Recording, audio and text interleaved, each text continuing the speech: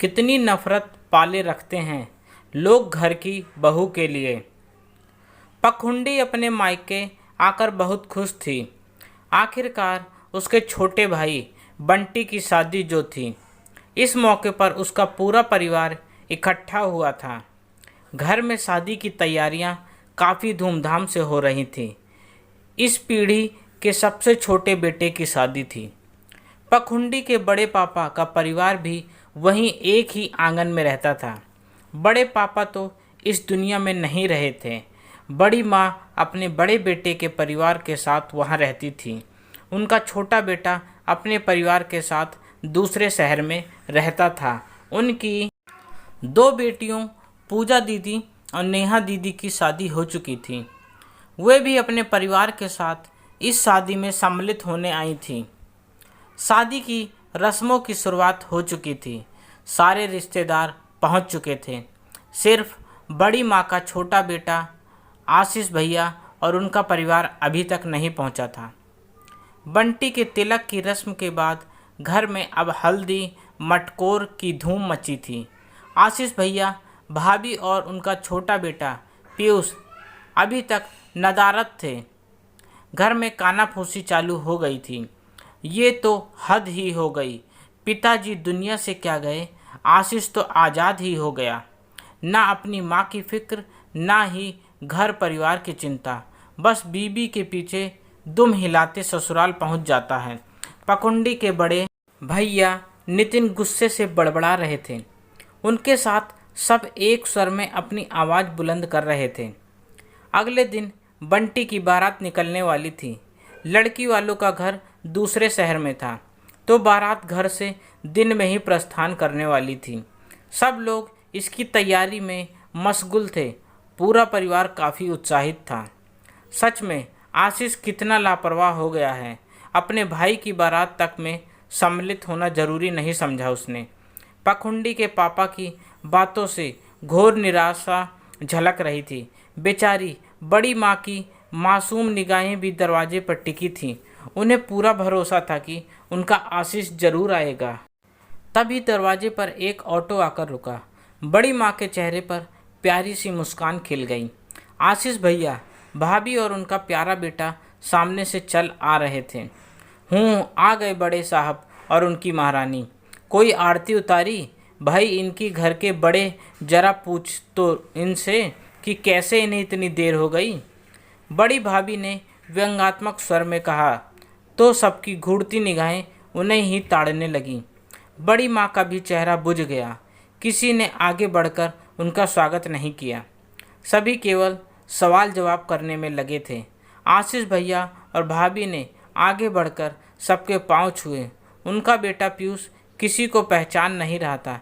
भीड़ भाड़ देखकर वह जोर जोर से रोने लगा था। आशीष भैया अपने बेटे को गोद में लेकर चुप कराने लगे। अरे, यहाँ आकर भी बीबी बच्चे में ही खोए रहोगे या घर के किसी काम में सहयोग भी करोगे?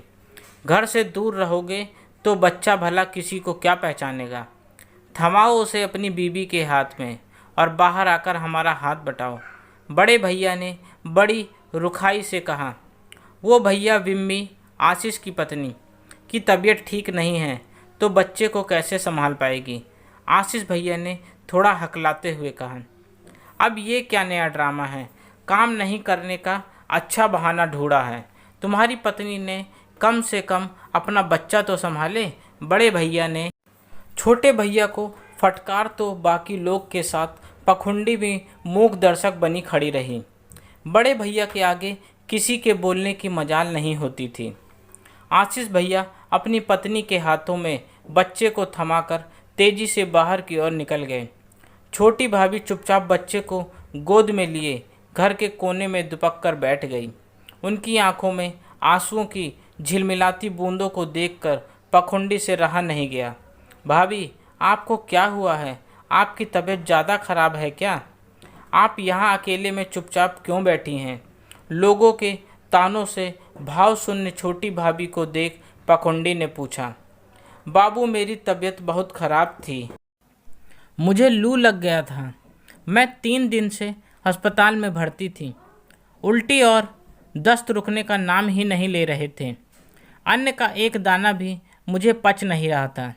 आपके छोटे भैया ने डॉक्टर से अस्पताल से छुट्टी की बात की तो उसने रिस्क पर मुझे छोड़ गया, इसलिए हम आज पहुंच पाए हैं। यहाँ घर में फ़ोन की सुविधा भी नहीं है कि घर वालों को हम कुछ सूचित कर पाते।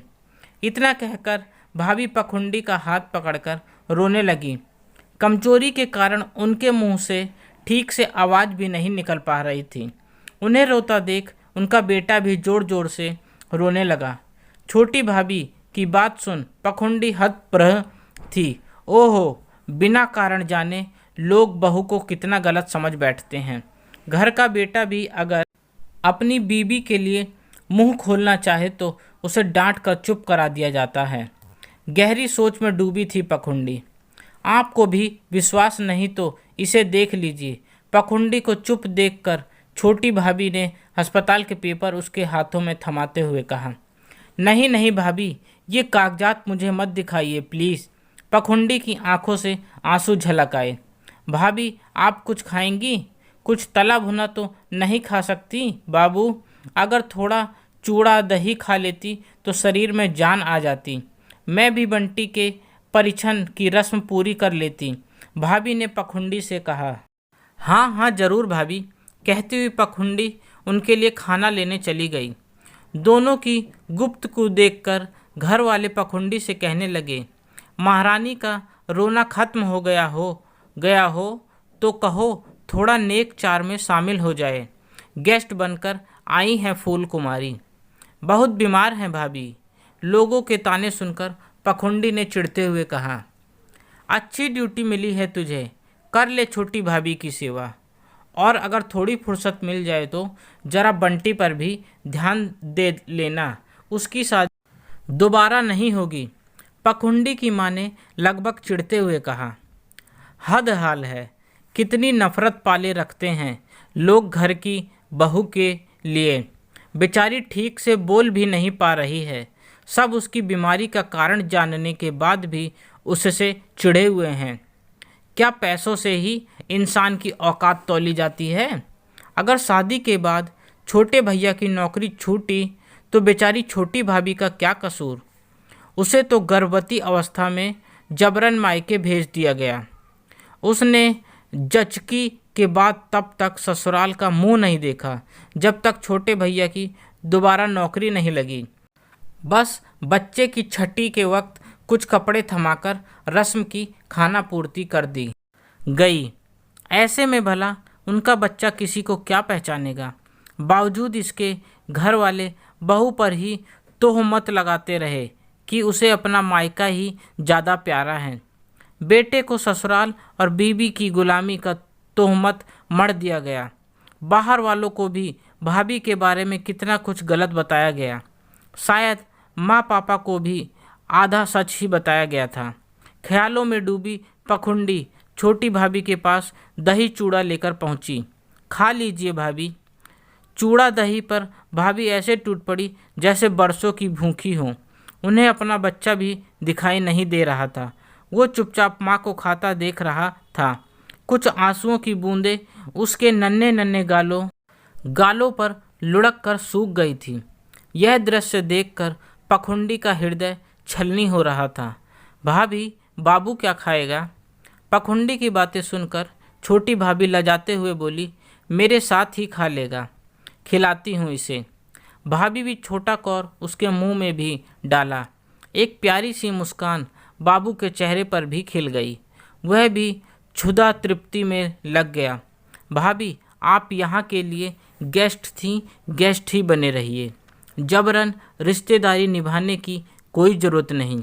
अभी तो कुछ देर में बेटी की बारात निकलने वाली है, तो मैं घर का माहौल ख़राब नहीं करना चाहती। बस आपसे हाथ जोड़कर विनती है, जहाँ आपको सच्चा प्यार मिले, सम्मान मिले, वहीं जाइए। जहाँ पैसे से आपकी औकात ना तौली जाती हो। अपनी खुशी से कहीं भी जाइए, ज़बरदस्ती नहीं। मैं भी कहीं की बहू हूँ और एक बहू को किसी आधार पर आंका जाता है, मैं भली भांति समझती हूँ। कहती हुई पखुंडी रो पड़ी थी। अब उसके मन का सारा उत्साह ठंडा पड़ गया था। बंटी की शादी में जितने दिन रही बस ऊपर से हंसने का दिखावा करती रही। उसे अपने परिवार से भी नफरत होने लगी थी। बहू को सताने में उसका परिवार कहाँ पीछे था। अपने मन में टीस लिए हुए अपने घर लौट आई। आज उस घटना को बीते लगभग 20 साल हो गए। पखुंडी फिर से अपने मायके बड़े भैया के बेटे की शादी में सम्मिलित होने आई है। वही घर, वही परिवार, वही अपने लोग। इतने सालों में कितना कुछ बदल गया है। बदलाव देखकर उसका मन खुश जरूर है, पर उन कड़वी यादों के छाप को दिल से मिटाना बहुत मुश्किल है। छोटे भैया का सुंदर मकान उनके वक्त के बदलाव का संकेत दे रहा है। छोटी भाभी के चेहरे की मुस्कुराहट काफ़ी सुकून देने वाली है। यही घर छोटी भाभी और भैया के लिए आज बाहें फैलाए स्वागत कर रहा था। घर वालों के नज़रिए के बदलाव से छोटे भैया और छोटी भाभी को बहुत आदर मान मिल रहा था। यह सब देखकर पखुंडी खुश तो थी, पर एक प्रश्न उसके दिल में को बार बार कुरेद रहा था। अगर छोटे भैया पर लक्ष्मी मेहरबान नहीं होती तो क्या उन्हें इतना प्यार मिल पाता। सच दोस्तों, एक बहू की तकलीफ़ शायद ही कोई समझ पाता है। लीक से अलग हटने से उसकी छवि भी खराब करने में लोग पीछे नहीं हटते। रिश्तों को पैसों में तौलने वाले लोग ना जाने कब इंसानियत के रिश्ते जोड़ेंगे। सोचिएगा ज़रा।